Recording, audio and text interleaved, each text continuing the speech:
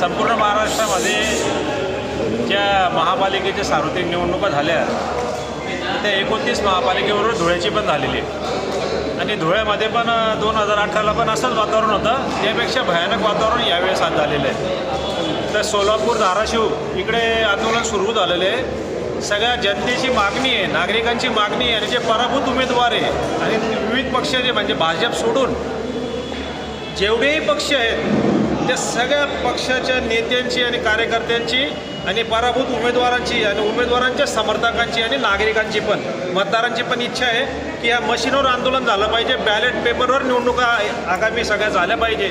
याच्यासाठी एक व्यापक बैठक आम्ही या रचना हॉलमध्ये आयोजित केली आणि त्या बैठकीला अतुल भाऊ, जोसेफ अण्णा मलबारी, शरद पाटील, सुनील तात्या नेरकर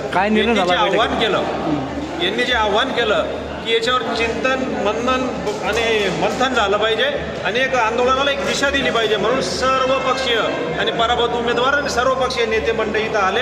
आता आमची दिशा, आगामी आंदोलनाची जी दिशा आहे 26 जानेवारीला आम्ही रास्ता रोको करणार आहे आणि उद्या माननीय जिल्हाधिकाऱ्यांनी एक सर्व पक्षीय नेते मंडळींचं एक निवेदन देणार आहे नागरिकांच्या वतीने. धन्यवाद.